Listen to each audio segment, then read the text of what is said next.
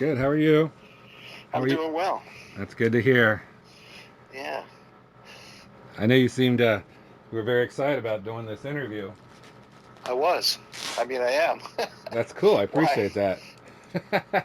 Yeah, no, I was looking forward to it. That's good. I appreciate that. That's really cool. I know this is, I think, the third time I've interviewed you, um, so it's good to know that you remembered. Well, I'm always so appreciative because nobody needs to do this. Nobody's obligated to interview me. No one's obligated to support my music or any of my projects. So I take it seriously and I appreciate it all. And I never look at it as just like with live gigs. I never look at like I don't care how big or small uh, the platform is. I do the same for everything, just like live gigs. I never I give it 100% every time. It all counts and it's all important. That's a very good attitude to have.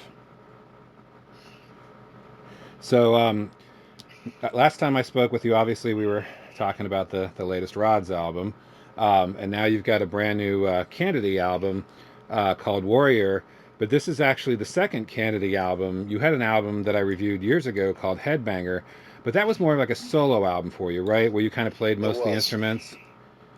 It was about my songwriting, that album, and it was really, a lot of friends contributed you know their talent, and I really wanted something that it was about songs that I'd written 100% of, owned 100% of, because we had a publishing deal with MCA in the early days. Otherwise, I would have redone Wild Dogs or something that I had written.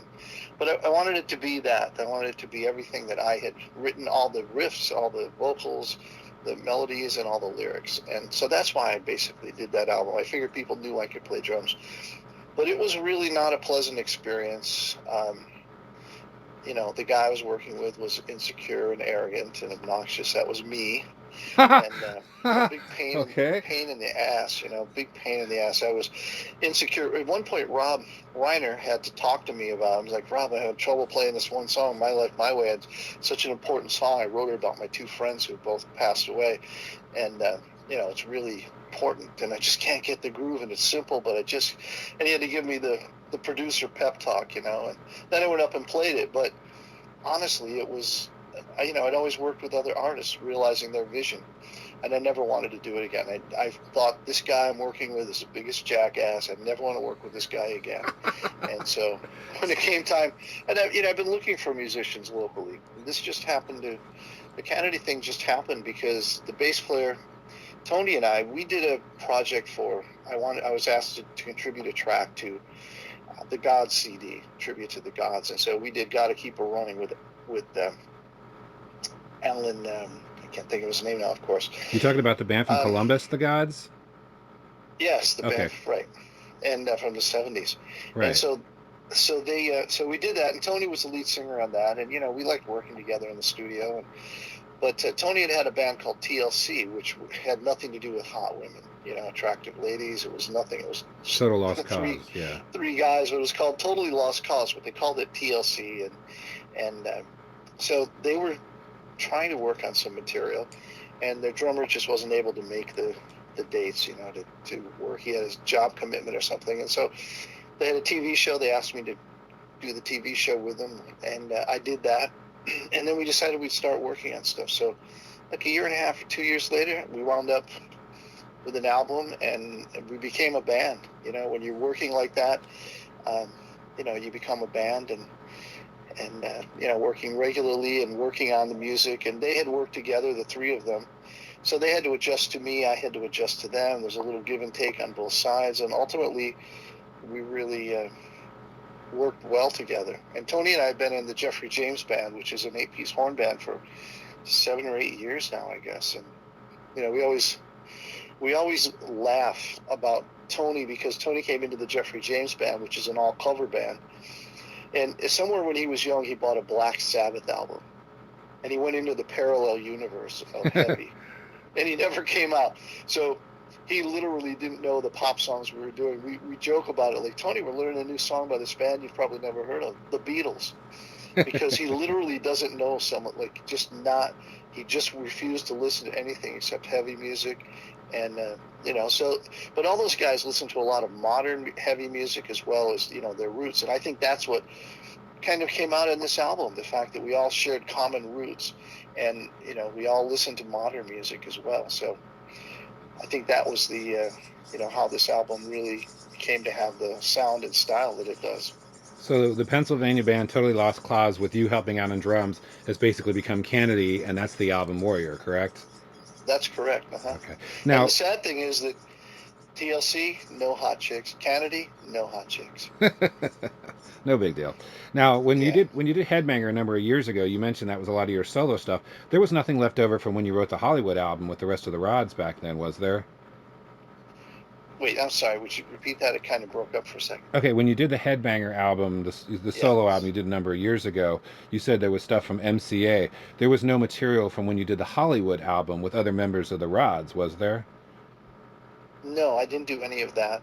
Yeah, there was the songs that on for the Headbanger album were songs that I had written and owned 100% of, and I Okay. didn't. There was nothing on the Hollywood album of mine that I was like, oh, I really want to Oh, redo okay. All that right. song. Okay, I It wasn't was sure if you. it was hard. I picked a pile of songs, and there was some I wanted to redo from the earlier albums, like End of the Line. I'd always wanted to redo with a real singer, and I'd love to redo Wild Dogs with a different arrangement, and I can but see that. none of that happened, and because MCA has the publishing, and I just, not that it's a big deal, but I just didn't want to deal with it. I wanted to own it all.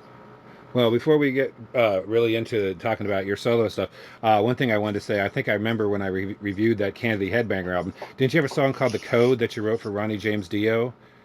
I did, yeah. And I guess it's 10 And years of celebrating the death of him, so it's kind of cool to honor that again too, I guess. that was that was, I always, like, David has always been he's championed my songwriting. He's always liked my songs, and he's always been very accepting of them. And a lot of musicians, they don't drummers writing a song, they don't want to know about it. I mean, Anthrax is a great example of a band that does accept it. Charlie writes a lot of the riffs and always has. Right. But for me, writing the songs, David's always been great. So when Ronnie was coming in to do two songs, he was going to sing. First, he was going to do them for David's solo album, and then David said, he should do one song for the Rods and one song for my album. So we had worked on Metal Will Never Die, Right. and we recorded, and that was one of those fluke things where I just dialed up this cool guitar sound while he was playing, the amp modeling, and we just knocked it out quickly, and we kept it, and then it came time to play the solo, and the solo ended, and the computer crashed, and we're like, wow, that was meant to be. So it was like he had that song, which I thought Metal Will Never Die was perfect for Ronnie. He just sang it so well. And then David thought The Code was perfect for Ronnie, and I think it was. And it was, for me, it's a career highlight. Having someone like Ronnie, who's a legend, somebody I had seen before I met them, and then when I was in a band called Raw Meat, world's worst named band. Raw Meat. Was that before Manowar? This was before Manowar. It's Wow, I've called never heard Raw of Meat. Raw Meat. And what a but it was a name. really good band. Brian Miles, Joe Leo, myself, Jeff, and but David Porter from 805. David's had some success with 805 with Frank Briggs and the guys. So I was we rehearsed in the same house with Elf. We were in the garage, which was a Okay, finished going back to garage, the Elf and days. they Okay. right, and they rehearsed in the house. And the bass player in Raw Meat and Doug Thaler from Elf, they lived together. They rented a house together. So I knew those guys then, had met them, and so the band, Ronnie's whole thing has always been in my DNA from when I used to go see them at a high school dance where people would actually dance. But when Elf played, it was a concert. Everybody sat on the floor and watched, even though they were mostly doing cover material, but they had something special back then. So Ronnie singing it was amazing, and he was such a great guy, and he was everything David said, which David always told me. Ronnie was a one-take guy, and I've worked with a lot of singers. I've produced a lot of Oh albums, yeah, all the Megaforce days, definitely. and nobody is a one-take singer. Everybody wants to work on things or tweak things, or sometimes the performance could be a little better as they feel their way. Ronnie nailed everything, and the only Of time he course. sang a couple little, like two little lines, they were to just try something different. They weren't to correct. And so it was amazing. You know, it was an amazing experience to watch someone of that level and that caliber record, and then how gracious he was. Just such a nice guy. So for me, always a huge honor, and I always thank David for. David didn't have to share this Ronnie singing my song, and it was kind of him to do because it meant so much to me. Well, speaking of David Rock Feinstein and the Rods and the album Vengeance, which featured the Dio song, I read recently that the Rods have had a lineup change. I guess Gary's no longer with you guys. Gary is no longer with us, and Freddie Villano from Quiet Riot and Dee Snider, Widowmaker, is the new bass player. And Freddie and I have worked together. We've recorded together Jim Crean's album, which we did a song on Jim Crean's album, and it's a killer. And Freddie played bass, I played drums. And David has an album called Hail and Farewell, which I think is a great album. It was picked up by BMG, and hopefully it will be out at some point soon. And so Freddie and I played on that, and then we worked on we did some live shows with Held Hostage, who also has a new album out, Epic, and with Tim Ripper Owens singing lead, and so that's out, and that's a great album. And but Freddie and I have worked together live, worked together in the studio, so it was a no-brainer for us. We fit together very well, and he's a good guy, he's a good fit for the band. And David had worked with Freddie on other material recordings, so we all had, you know, a lot of commonality there. And then Mike Santrosiero is the singer of Canedy. Right, exactly. And I was going to say that, yeah. And the way that came about was Mike... we were looking at Jim Crean. We talked to Jim, and Jim, you know, is a great front man and singer, and we were really looking at Jim Crean, and we were looking at John Gorman, and we wanted them to come in and just see how they liked us and see how it all fit together, how it sounded. So, and I said, well, let me just ask Mike. Maybe Mike will want to sing some songs. And so Mike learned a few songs, and I brought him up to me for rehearsal. And so while I was setting up my drums, getting them all ready to go, and David and Mike went into music room, you know, one of David's studio rooms, and it took me about an hour, I want to say, you know, for me to get my stuff set up. And when all was said and done, they walk out, and sure enough, it's like they were like fast friends, and they had the same philosophy about music. And Mike was the singer. It was very, I never expected that, but they hit it off so well that was it, done deal. Well, Mike has tremendous range. You mentioned Dio and you mentioned Dee Snider. I hear both of those when I listen to songs off of Warrior, and even to a certain extent, George Call from Asuka and Cloven Hoof, the Texas-based band. Well, Cloven Hoof from the UK. With them, but check out. He should be on Facebook. George Call. He's in a band called Asuka from Texas, and the band, the UK New Wave British heavy metal band Cloven Hoof, is still active. He's been, I think, 3 albums. I know the name of the band. I just have never heard them. You should definitely check him out. He's a great vocalist. But I hear that kind of style. But it's interesting. You mentioned that that you brought up with Anthrax. A lot of people don't realize that you're kind of like that, in the sense that you're like Charlie Benante, in the sense that you're not just a drummer, that you write other music for other instruments and that you play other instruments, and also that you had such a tremendous experience all those years working with the big Megaforce bands of the early 80s, Overkill, Anthrax, Exciter, Possessed, all that kind of stuff, the Combat and the things. I think it's interesting that all plays into how you now work as not just a musician but also as a songwriter. And I think that's an interesting collaboration with the Warrior album, because it just seems like talent coming from all ends. I know when I listen to Headbanger and I listen to Warrior, Headbanger has a real strong Rods feel, whereas the Warrior has more of a traditional, almost like I say, like a Dio solo, or like you mentioned Widowmaker. That's a perfect example. On the opening track, the Do It Now, that sounds like something right off Widowmaker. Mm-hmm. So. Well, and the way that we did this was we went into the studio, and in all honesty, I just contributed arrangement ideas and parts and all that. We all put it together. Somebody would bring in Tony or Mike, or Charlie would bring in a riff, and then we would develop it from that. And Mike would work on lyrics, and sometimes Tony would give Mike lyrics and then say, here's an idea for a chorus, and then maybe you can take this and finish it. So that's how it was. It was very collaborative. And it was really a great experience for me. I'm not used to working that way, and I really loved it. And it was going to be hard to go back to working the other way, because this is the way we used to do it in the old days with the Rods. But today, not living next door to each other makes it very hard to do. And even though we do get together regularly, but it's a shorter amount of time. When we used to rehearse every day. Of course. So there's a whole different thing that happens with that.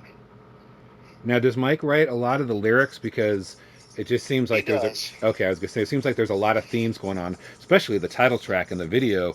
You got you guys playing there, the song studio wise, but then you also have all the different war themes going on with Rome and Greece, and it looks like a reference to 300. But even some of the other songs, it just seems like it seems like the vocalist writes a lot of the lyrics. He does. Mike writes a lot, but Tony does. Tony's kind of a disciple, a student of all things, the Roman Empire, and oh, okay. Mike has a lot of.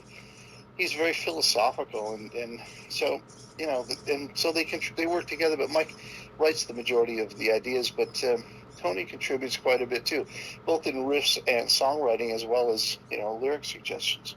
But no doubt that Mike has a certain style that lyrically. It's interesting you mention that, because I know it says that Tony does lead vocals on Hellride, but the closing track, Atia, wasn't that the name of Julius or Augustus Caesar's mother? I mean, it was, yeah. So is that where he comes up with it? Because I mean, it doesn't really seem like song. Oh, really? Okay.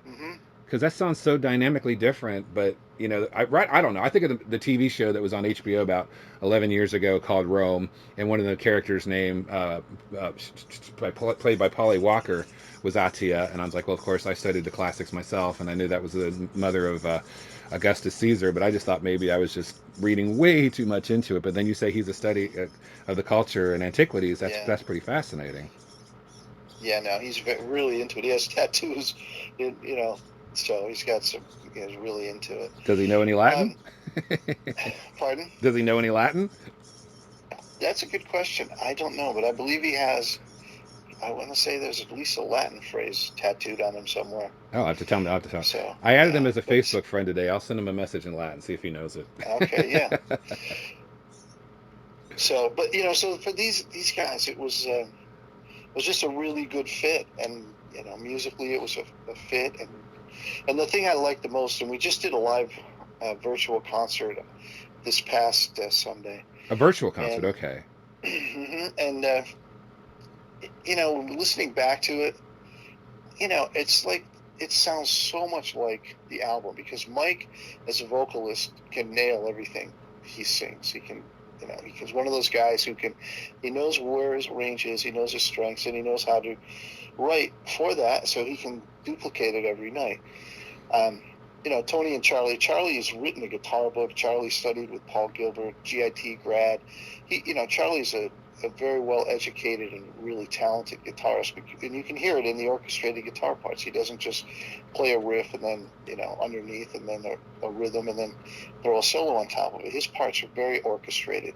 That was one of the things. Atia was the first song I'd ever heard that Charlie and Tony had written, and first thing that just drew me in was, I love this song. Yeah, it's very different. Yeah, it is, and of course it was, once they had written that prior to us all getting together. So Atia may or may not have sounded a little different if we had all worked on it together. But the song was so great, we just left it as is. And it is a little bit of different from the way the rest of the songs turned out on the album, but it's still a killer track. And, it's actually a lot of people's favorite track. I like the title track the most. I think that's the catchiest and the one that just really gets my guns going. You mentioned that the CD was delayed till August because of COVID-19. I guess that's why you guys are doing virtual shows and not actually out there touring, right? That's right. It'd be nice to be out on the road. Yeah. And but that's the way that goes. There's nothing any of us can do at this point. No, I know, and who knows if it's going to get. I was out yesterday and I couldn't believe it. I was around people selling food. Nobody was wearing masks. I was around nobody was wearing masks. And then they kind of looked at me like for wearing a mask like I was a fool.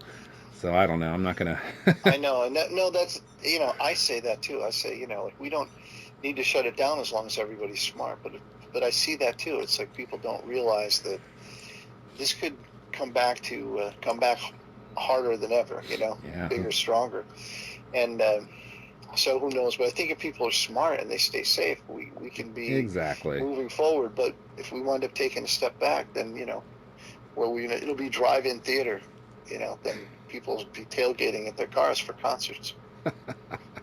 That's messed up. Now you received some great endorsements for the new album, both by Lips from Anvil and Mark Tonio from Accept, and TT Quick, Jeff Plate, as well as Johnny Z, who has a recent book talking all about the early Megaforce days, and will soon have it out on audio tape.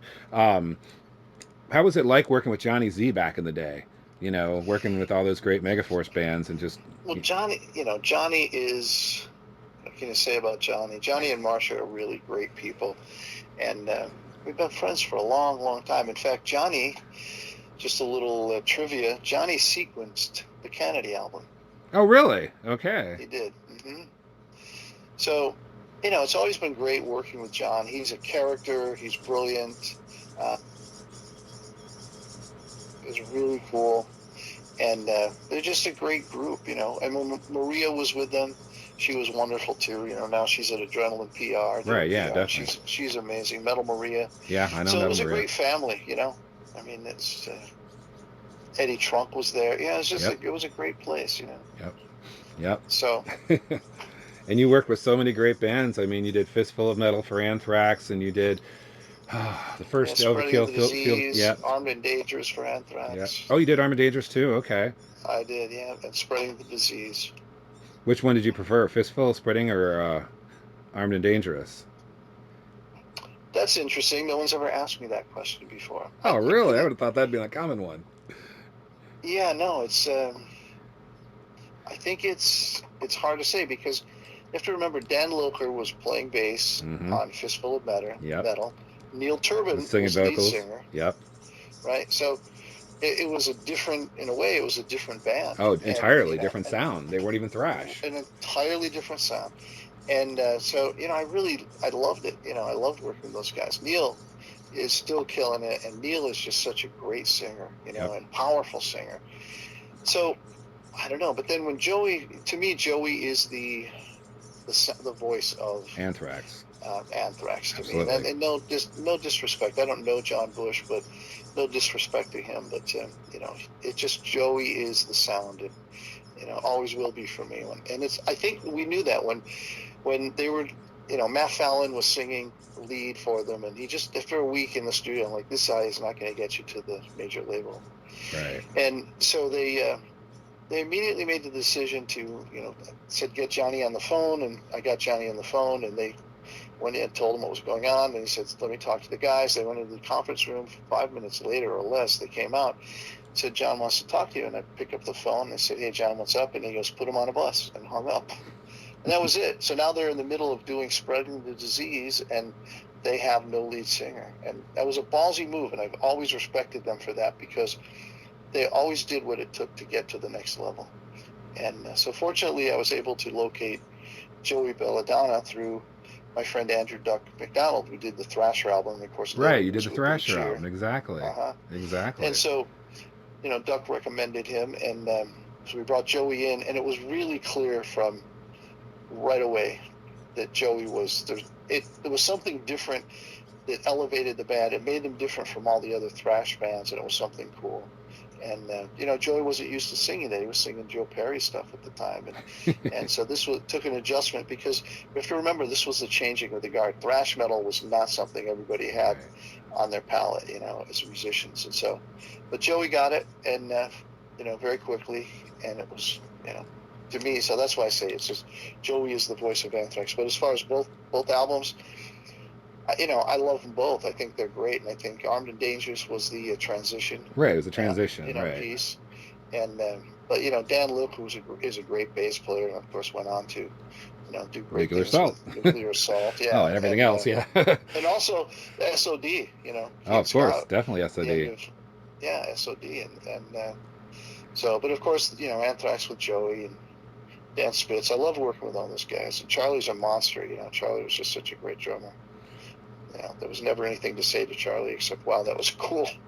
That was a great lick. I think they've got a 30th anniversary of Persistence of Time coming out in August as a double disc, which looks pretty promising. I think Joey's actually in right now because of COVID-19. I think that he's doing a Journey tribute band at home. Hmm. One of those little, like, I guess everybody gets online and plays their instruments and he sings from his home studio type thing. That's interesting. The Yeah, other thing I want to the touch Jam on, Kazam thing. I heard Sorry, you. go ahead. Oh, I heard that somebody mentioned that they saw you in a drum magazine or something that you had actually worked with Carmen Appice. I didn't know you worked with Carmen Appice. Um, I studied with Carmine. It was probably my blog for Modern Drummer or something, but okay, okay, it was yes, I studied with Carmine Appice when he lived in Long Island, okay. and it totally changed my drumming. I really owe him, because without the lessons I had from him, and he was such a cool teacher. I I learned so much, and I came in with bad habits, but a very aggressive and a strong desire to be a good drummer. And so he would say things like, that's wrong, but that's cool. So let's keep that. But let's try playing this way, and let's, balance ourselves here. And he took me through books, realistic rock and syncopation and all, but overall it was just about how to play the kit, and had me playing it in different ways. And it just was great. I can never say enough about what studying with Carmine did for my drumming. And was he in Vanilla Fudge or Rod Stewart at the time, or He was in Cactus. he was Cactus in had Cactus? Okay, right, and okay. Beck Bogert and Appice was about to start up, I believe. Oh, okay. All right. Okay. And then the other thing I wanted to touch on briefly is your other projects. Are you still working with St. James or Kellicos or several other bands that you've done? I Or am, I oh my am, God, I figured. and it's funny you ask that, because I just got a song from Colacas, which is another the world's worst name. Um, I seem to have a penchant for finding these, joining bands with bad names. Um, I think Kellicos or Colacas. Colacas is better than Raw Meat, Oh my God, Raw Meat was so bad, an embarrassment. It's especially such a before great there was band. metal. Raw Meat before Really, there was metal. Sounds like yeah, a Guar Raw type Meat thing. was such a good band, and yet I was really proud of it. I was probably 20 then, maybe, Yeah, yeah. and I was so proud of the band. And we toured 5 states, and we were just the band had a huge following, but and I was so proud of being in the band. And then family go, oh, what are you doing, Carl? I'm like, oh, I'm in a band. What's the name of the band? Oh, what? Oh, is it, what's the name of the band? I want to come and see you guys. And finally you just have to say it, Raw Meat, and then you see their faces like, Raw Meat. Okay, great. And they look at you like, sure, that's a great band. But Colacas, I just got one of the new songs. We at least have an EP. If not, we'll be at least releasing an album. But we'll be releasing an EP for sure. A song called "Living on the Planet Love," and it's a killer tune. I love it. So I just got that mixed today, Oh, and so interesting. I'm really excited. I just did a song with Brad Sinsel and Bryn Ahrens, and called "Home Again" or "Home for a While," and that turned out great. And I play one-offs, but I have another project which is a full album we recorded in Miami with Jack Douglas, who and Chris Collier, who both mixed the album, um, called the 450s, and that includes the two brothers from St. James, Okay. Bob and Jim, and then the lead singer from Young Turk, Rhett, and myself and Ryan Sambrook on keyboards, who was also the keyboard player in Young Turk. And it's I'm really proud of that album. So that'll be coming out next year. That's cool. I remember doing a YouTube video for the Clockus when you sent it to me, actually on CD, and I just thought it was so different because it had just a great '70s vibe. It just Mm-hmm. kind of had that like the Dust or early April Wine, or I mean, it just had that, or maybe just it had that good '70s kind of progressive rock vibe. Yeah, and it was. It's so great that the four of us are Lord still doing it. Baltimore. It's crazy. I mean, it's. I'm just I was really, really surprised. And really happy. I think some of the stuff we're doing is very, very good. Yeah, no, it was a good solid album. I don't think that bad. It almost sounds Greek. It sounds like an island in Greece or something. So it's not. Well, that's where we got it. It's his family name, Kalakis, and so that's why we took that. Because George was the lead singer, Right. and again, it was.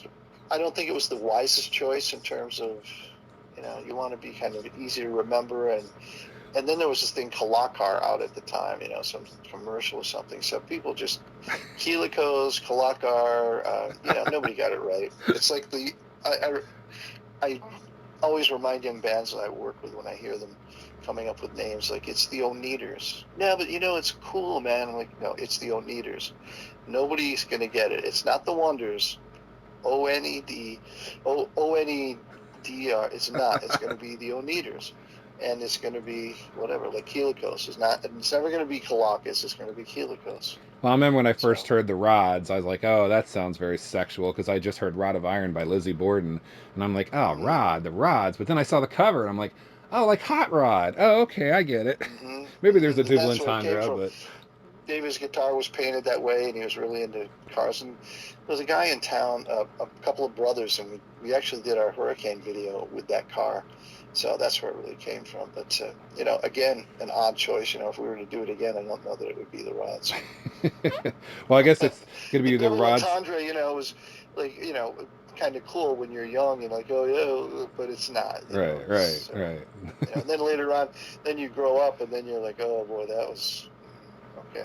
Wild Dogs would have been a better choice, but then there already was a band called Wild Dogs, so you can't win. And I I don't know. think there was a Wild Dogs when we put that album I out. know. I Maybe think there I know. was. It's up in he'll never admit it, but I think Mark named the band after the album by the Rods. But Mm-hmm. it's up in the air whether that's true or not. But either way, I think you Wow. guys clearly did not know there was a band called Wild Dogs, and they probably weren't popular enough to have got up No, there. but there's So a band called the Rods in Japan, oh really, and we've always coexisted. And really, I went to England, and I still have it. It's a picture of a button. They go, "Hey, I've got a Rods button." I'm like, "What? We didn't make any." And it's a big button, and it's a picture like a crazy face with Mickey Mouse ears, and it says the Rods. And so they're a Japanese band, and they haven't really done much, but they just fired up again recently in the last 5 or 10 years to do. But it's very small. I'm not sure they were even an international kind of thing or whatever they had. But there's been a band called the Rods. Now go figure, in Japan. and let them eat metal. No, Let them eat. Yeah, that's right. So weird, you know. But hey, cool. no, I think that's great. And now you got a band named after yourself with a great logo that looks metal and a sound that is definitely metal. But anyway, Carl, it's always a joy talking to you. I didn't want to talk too much about the Rods this time since we talked about the Rods last time. I wanted to focus mostly on Canedy and Warrior and what a great album it is, and I can't wait till it comes out on CD, Hey, late thank this you. fall. Yeah, thank you for the support. I mean, I'm really proud of this album, and you know, I'm excited. I'm excited for this video because one of the things I love is the fact that we can duplicate the album live. And so many times you either overproduce or somebody sings something that maybe they can't comfortably do live, or you overreach in the studio because you can. But then when you have to play it live, how do you duplicate it? And in this case, we can duplicate it, and it's really exciting for me. I'm very proud of that fact that we can do it live. So anxious for people to see the video. This is And this anybody's interested, they can go to CanedyBand.com, and it's Canedy right band as opposed to former President Kennedy, because God knows where that would lead you. You know, with he a may have K and an actually had a E and band at one two time. N's. Well, if they don't know Canedy and they don't know Carl Canedy, they're obviously not interested in the band. Yeah, well, that's probably true. But thank you for the support, because not playing live, how else do you get the word out to the Right. fans? You know, for people to even go know about it and to go check it out and see if they like it. So thank you, really appreciate that. Absolutely. Yeah, a lot of people were surprised to find out that you had actually another album out. I would send them links to the video, and then they see the video like, oh, that's awesome. And then they, sure enough, when's it going to be on CD? And I'm like, well, he said because of COVID-19, it would be delayed, but hopefully be out by August. But in the meantime, you can go to the website. You got a T-shirt available. You can download the songs. You can buy the whole album digitally. So Right. people are definitely And checking it out. that was you know, we really contemplated that decision. You know, it's a band, and we're a new band, even though I've been around for 100 years, but Canedy as a band has not. And so we have to prove ourselves, and people don't know us. And so it was a bold decision to do it live just for download. But I think it's really gone well for us because the album's being well received, and I'm so thrilled about that. And so, you know, hopefully we'll have vinyl color vinyl, and we'll have CDs soon. Awesome. But the COVID thing, but who knows what's going to happen with this. Hopefully it'll let up and we'll be out playing, which is what my goal is. I want to be out doing some gigs, because that's what I've done all my life, play gigs. That's right. Well, thank you very much. It's always a joy speaking with you, and hopefully we'll get the word out more and people can hear the album and find out, some really good quality stuff. It's definitely good metal. And check out George Call from Oscar and Cloven Hoof. I think you'll find out, he's quite the tremendous vocalist from Texas. I will. I'll check him out. Thanks for the lead. All right. Take care. All right. Thanks. Bye. Bye.